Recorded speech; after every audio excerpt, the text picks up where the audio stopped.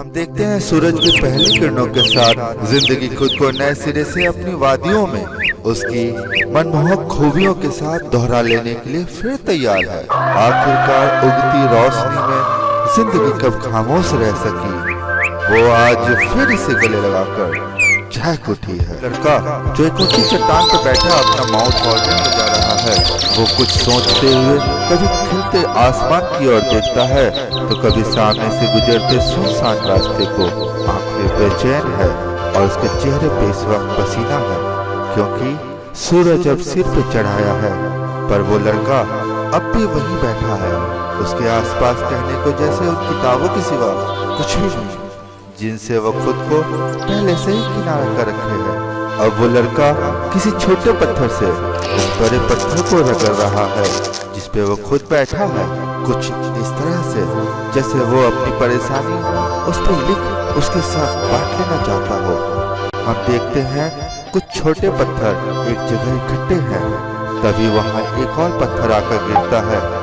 पता चलता है कि उसे फेंकने वाला वही लड़का है जो थोड़ी थोड़ी देर में अपने आसपास के पत्थर को चुन उसे वहां फेंक रहा है, जैसे वो ऐसा कर अपना कुछ समय उन टुकड़ों में जी लेना चाहता हो जिसे आज समय ने खुद उसके वजूद से अलग कर दिया है। वो जानता है कि उसकी चाहत इसे इकट्ठा तो कर सकती है, पर एक नहीं। इसकी सच्चाई उस लड़के के सामने पड़ा वो बड़ा पत्थर है जो वहां टुकड़ों में होते हुए भी अपने आकार की वजह से उस ढेर के सामने कहीं ज्यादा शानदार लग रहा है। बावजूद वो लड़का अपने कंकरों के साथ ही सही, पर उसके वक्त को जिंदगी से कहीं ज्यादा शानदार बनता देख रहा है उसकी अपनी सच्चाई के साथ, क्योंकि वो जानता है कि उस बड़े पत्थर के आकार में किसी अनजाने वक्त के कतरों को अपना समझ उसे जी लेने जैसी खूबी है ही नहीं, जो इस वक्त उसके अपने बनाए उस छुपे हुए आकार में है, जो हर छोटे बड़े पत्थर को अपने अंदर सहज ही छुपा लेता है। शायद इसी खूबी को भविष्य कहते हैं, जो बिना दिखे हर कमियों को खूबियों में बदल देने जैसी खूबी भी रखता है। हम देखते हैं वो लड़का पेड़ की डाल पे बैठा उसी पेड़ के फल को खा रहा है। वो भूखा है क्योंकि ये पेड़ नीम का पेड़ है और वो निम्बोली चूसकर उसका बीज नीचे फेंक रहा है। लड़के की नजर उसके नीचे दूर दूर तक किसी को तलाश रही है।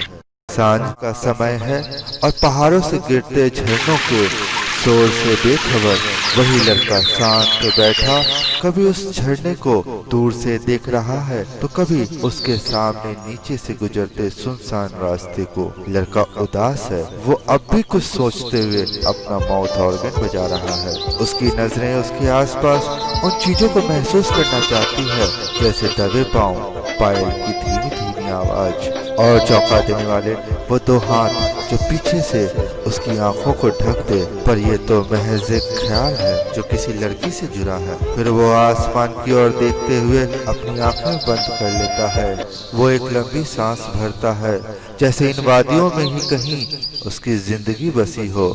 तभी उसे अपने आसपास किसी लड़की की हंसती हुई किलकारियां सुनाई देती है। वो मुस्कुराते हुए अपनी आंखें खोलता है। सामने सुनसान रास्ते से एक लड़की उसी की तरफ आती उसे नजर आती है। वो महसूस करता है कि वो लड़की कुछ जल्दी में है, पर वो खुश है। वो लड़की वहीं पहुंचती है जहां कुछ देर पहले लड़का बैठा था, पर इस वक्त लड़का वहां नहीं है। लड़की वहां किसी को न पाकर परेशान हो जाती है। तभी उसे कुछ ख्याल आता है। वो नीचे रास्ते की तरफ देखती है। हम देखते हैं कि उसके होठों की खोई हुई खुशी फिर लौट आई है। उसे सामने से उसकी ओर बढ़ता वही लड़का नजर आता है जो जल्द से जल्द उस तक पहुंचना चाहता है। कहते हैं प्यार जितना गहरा हो उसकी तकलीफ उतनी ही बढ़ जाती है, पर इसे तो वही समझ सकता है जिसने कभी प्यार किया हो, ये समझा हो कि प्यार पाने का नाम नहीं, उस पर सजदा हो जाने को कहते हैं। लड़के के करीब आते ही लड़की उसे लिपट जाती है। लड़का भी अपना प्यार छुपा न सका। दोनों एक दूसरे से लिपटे एक दूसरे की धड़कनों को अपनी सांसों में महसूस करते हैं। बावजूद वो एक दूसरे में खो चुके हैं। तभी लड़की को लड़के पे उसके देर से आने की वजह से गुस्सा आता है और वो अपना मुंह घुमाकर वहीं पास के एक पेड़ के नीचे बैठ जाती है। ये देख लड़का उसके करीब आकर उसे कंधे पर हाथ रखता है, पर कोई जवाब न पाकर लड़का अब भी खामोश उस लड़के की ओर देख मुस्कुराते हुए सिर्फ इतना कहता है, किसी एक को देर तो होनी ही थी। लड़के पर कोई असर न देख लड़का अब भी शांत खड़ा उसे देख रहा है। तब लड़की उसकी ओर देखती है। तुम्हारे पास कहने के लिए क्या कुछ और नहीं? हम देखते हैं लड़का लड़की को अपने कंधे पर बिठा उन वादियों में घुमा रहा है। लड़का महसूस करता है कि लड़की खुश है और लड़की महसूस करती है कि लड़का अब थक रहा है। वो हंसते हुए नीचे उतरती है। वो उसके पसीने को अपनी ओढ़नी से पोंछते हुए उस पे हंसती है। वो लड़के की आंखों में देखती है जो बिना कुछ कहे सिर्फ उसे ही देख रहा है। कहानी उस प्यार की है जो खामोश रहकर भी हमें अपने होने का एहसास करा देती है। लड़का और लड़की छुप छुप कर मिला करते थे, घंटों देर तक बातें करते, कुछ अपनी तो कुछ अपने सपनों की। लड़की अक्सर लड़के से कहती कि वो उसके सपनों में ना आया करे, क्योंकि फिर वो खुद को रोक नहीं पाती और उसे अपनों से झूठ बोलकर उससे मिलने आना पड़ता है। लड़का कहता है कि वो खुश नसीब है, उसे सपने नहीं आते और ना ही कभी उसे अपनों से झूठ बोलना पड़ा, क्योंकि वो कभी अपने प्यार की रुसवाई बर्दाश्त नहीं कर सकता। पर सच्चाई तो सिर्फ लड़का ही जानता था कि उसे कई दिनों से नींद ही नहीं आई। हर वक्त लड़की उसकी आंखों के सामने रहती, ऐसे में वो नींद को कैसे गले लगाता।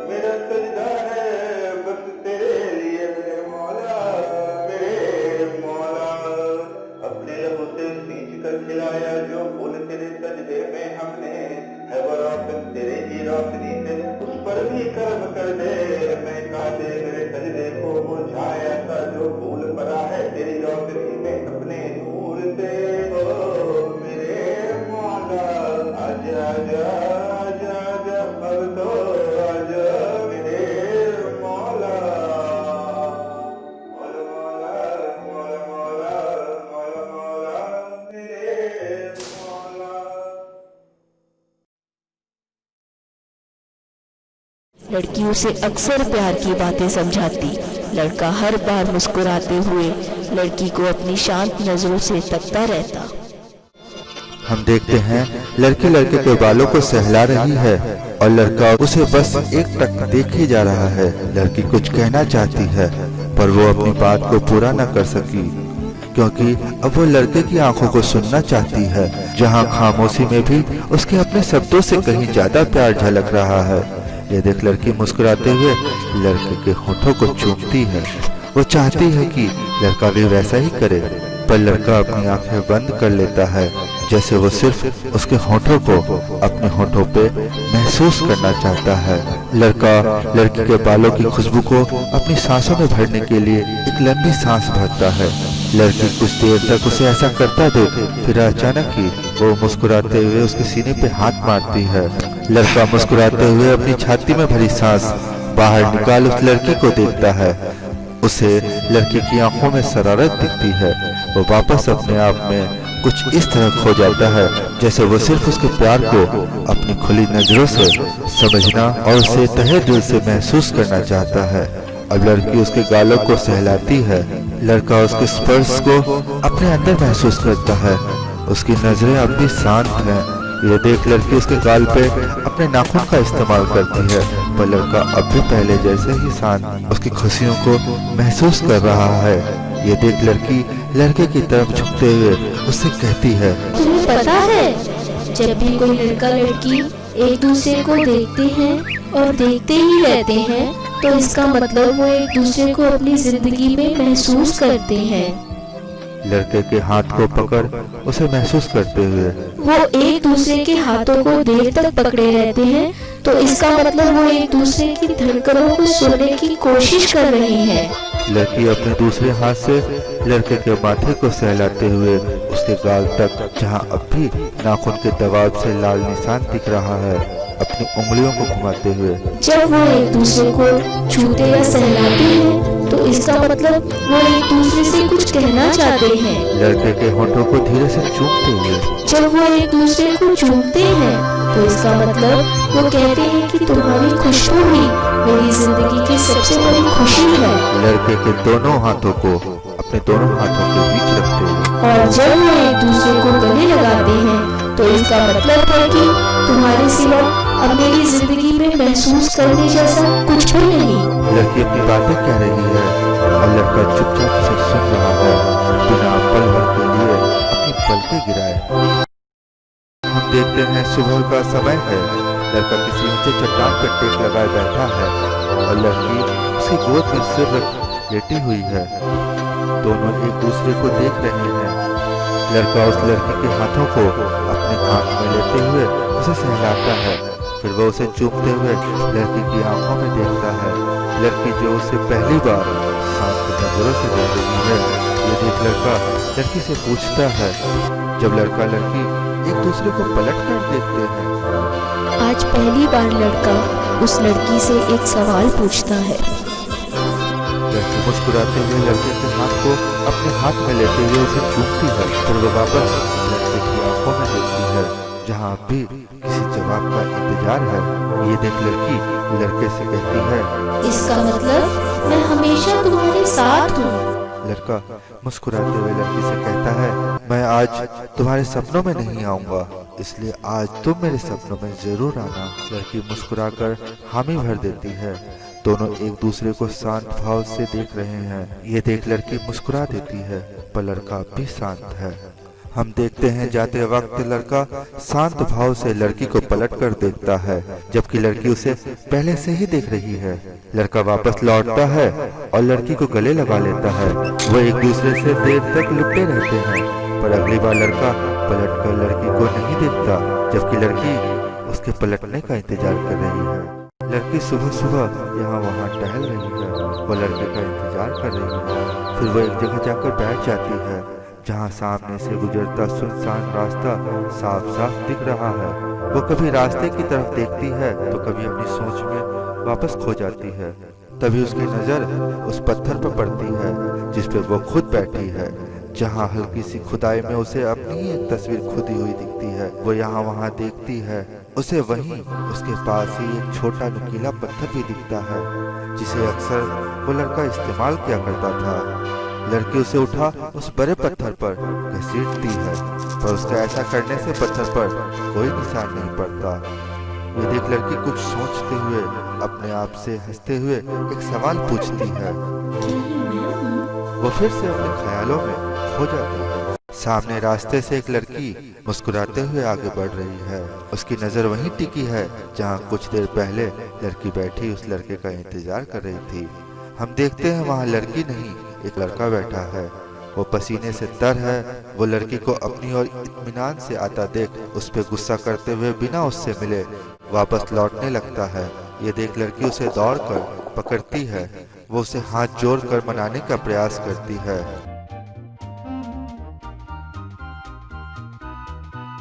हम देखते हैं लड़की ने अपनी पीठ पर लड़के को बिठा रखा है। वो दोनों उसी रास्ते पे आगे बढ़ रहे हैं। लड़की की हालत लड़के का ज्यादा वजन होने की वजह से खराब है और लड़का इससे बेखबर उसकी पीठ पे शांत उससे लिपटा बैठा है। तब लड़की चलते चलते रोने लगती है। ये देख लड़का उसकी पीठ से उतर जाता है। वो लड़की को रोता देख हैरान है। लड़की रोते रोते लड़के से कहती है, माफ कर दो, आगे से कभी देर नहीं करूंगी। लड़का उसे रोता देख उसकी आंखों से आंसू पोंछता है। ये देख लड़की कुछ ज्यादा ही भावुक हो और जोर लगाकर रोने लगती है। वो रोते रोते लड़के से फिर कहती है, तुम्हें तो बहुत मजा आ रहा होगा मेरी सवारी करके, मुफ्त की घोड़ी जो मिल गई है। लड़का बिना कुछ बोले लड़की को देख रहा है। लड़की हंसते हुए पत्थर पे बनी तस्वीर को दोबारा से एक बार देखती है। लड़की सोचती है कि वो लड़के से नाराज है और लड़का उसे अपने कंधे पर उठाने जा रहा है। ये देख वो मुस्कुराते हुए लड़के का कान पकड़ उसे उस पत्थर को दिखाते हुए एहसास दिलाती है कि उसे उसकी सच्चाई का पता चल गया है। लड़का लड़की की ओर मुस्कुराते हुए देखता है। हम देखते हैं लड़की लड़के को अपनी पीठ पर बिठा उसे वादियों में घुमा रही है। लड़की तस्वीर पे हाथ फेरते हुए उसे महसूस कर मुस्कुराते हुए सामने सुनसान रास्ते को फिर से देखने लगती है। लड़की बगीचे में टहल रही है। वो यहाँ वहाँ घूमते हुए उस लड़के का इंतजार कर रही है। वो एक नीम के पेड़ के नीचे पहुँचती है और ये देख चौंक जाती है कि उस नीम के पेड़ के नीचे निम्बोली के काफी बीज एक जगह इकट्ठे हैं। वो कुछ सोच उस नीम के पेड़ पे चढ़ जाती है। उसे वहाँ से वो रास्ता दिखाई देता है जहाँ से वो दूर से ही बगीचे में आने वाले लोगों पे नजर रख सकती है। लड़की उस लड़के का इंतजार उस खंडहर में करती है। वो परेशान है। वो अपनी परेशानी को छुपाने के लिए वहाँ के पत्थर को उठा उसे वहाँ के दीवारों पर फेंकती है। अब वो उस ऊंचाई पे जा बैठी है जहाँ से वो वहाँ आने वालों पे दूर से नजर रख सकती है। ये वही जगह है जहाँ लड़का बैठा करता था। लड़की के हाथ में अब भी कुछ पत्थर हैं। वो एक पत्थर को फेंकती है। वो पत्थर उस बड़े पत्थर से टकराता है जिससे आवाज होती है और वो पत्थर जाकर उस ढेर पर जा गिरता है जहाँ अक्सर लड़का अपने कंकड़ पत्थरों को फेंक फेंक कर जमा किया करता था। जब लड़की की नजर उस ढेर पर पड़ती है तो वो उसे गौर से देखती है। वो वापस एक पत्थर उस ढेर पर फेंकती है। लड़की की आंखों में अब भी इंतजार है। सांझ होने को है और लड़की कभी बहते झरने को देख रही है तो कभी सामने सुनसान रास्ते को जहाँ से लड़का अक्सर आया करता था। लड़की की आंखें नम हैं और वो कुछ सोच रही है। लड़की को एहसास होता है और वो समझ चुकी है कि हर बार लड़का उसका इंतजार किया करता था, जैसे वो वहीं खड़ी हो और सब देख रही है। वो महसूस करती है कि कैसे लड़के ने उसके इंतजार में पत्थर से पत्थर घसी उसकी तस्वीर बनाई होगी। कैसे वो पेड़ की ऊंचाई से भूखा प्यासा उस पर नजर रखता होगा। इस बात की गवाही नीम के पेड़ के नीचे इकट्ठा निम्बोली के बीज हैं। कैसे वो उसके इंतजार में छोटे छोटे कंकड़ पत्थर को किसी एक जगह पर फेंक फेंक अपना समय काट सिर्फ उसका ही इंतजार किया करता रहा होगा। उसकी अपनी जिंदगी को उसके लिए जैसे भूल गया हो और उसे एहसास भी नहीं होने दिया, सिर्फ उसे खुश रखने के लिए और अपने प्यार को छुपाए रखते हुए उसे अपनी सवारी भी देता रहा। लड़की की आंखें नम हैं। वो अब भी रास्ते की ओर किसी उम्मीद से देख रही है। तभी उसे एहसास होता है कि ऐसा पहली बार हुआ है कि वो सुने रास्ते को देखे और उसे वहाँ लड़का ना दिखे। लड़की की आंखों में बेचैनी है। वो अपनी जगह बैठी उस झरने को देख रही है। उसे ऐसा लगता है कि उसके शोर में वो अब और वहाँ नहीं बैठ सकती। वो वहाँ से उठ जाती है।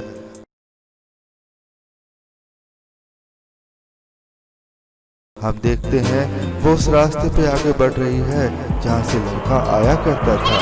ना कि वो। लड़की लड़के के गांव की तरफ चुपचाप चली जा रही है। रास्ते में वो किसी गांव वाले से उसका मकान पूछती है और वो उसे कुछ बता रहा है। ये सुन लड़की दुखी हो जाती है।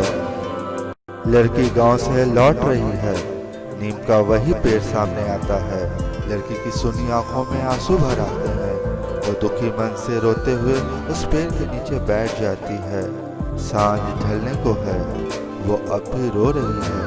तभी उसकी नज़र उन इकट्ठे निम्बोली के बीजों पर पड़ती है। उसे लगा वहाँ कोई बीज आकर गिरा है। वो चौंक कर देखती है। सचमुच एक और बीज आकर वहाँ गिरता है। वो ऊपर देखती है, वहाँ एक काला पंछी बैठा था जो उसके देखते ही वहाँ से उड़ जाता है। ये देख लड़की की आंखें फिर से डबडबा जाती है। उसके कानों में लड़के का आखिरी सवाल गूंजता है। जब लड़का लड़की एक दूसरे को पलट कर देखते हैं तो इसका मतलब मैं हमेशा तुम्हारे साथ हूँ। चांदनी रात है। इकट्ठे पत्थर पर एक बीज निगोली का आकर गिरता है, जहाँ पहले से कुछ और बीज भी पड़े हैं। हम देखते हैं बीज फेंकने वाला लड़का नहीं, वो लड़की है जिसे इतना भी नहीं पता कि रात हो चली है और उसे अभी उसके घर में होना चाहिए, ना कि यहाँ। हम देखते हैं वो लड़की अपनी मुट्ठी फिर खोलती है जिसमें 2 बीज और पड़े हैं। लड़की एक बीज को उठाती है। बीज फिर उसी जगह जाकर गिरता है। उस लड़की के पता करने पर उसे पता चलता है कि वो लड़का उसी रात मर गया जिस दिन उसने लड़की से पहली बार ये कहा। एक और बीज आकर गिरता है जो लुढ़कते हुए अब अपनी जगह पर पहुंच चुका है। हम देखते हैं वो लड़की अब लौट रही है। कि आज रात मुझे इंतज़ार रहेगा, तुम मेरे सपनों में ज़रूर आना। सच तो ये है कि अगले दिन उसका निकाह था। और एक काला परिंदा जो उस खंडहर से चित्कारी भरते हुए लड़की की तरफ उड़ता है। और वो आज भले ही अपनों से दूर है पर गैरों के बीच नहीं।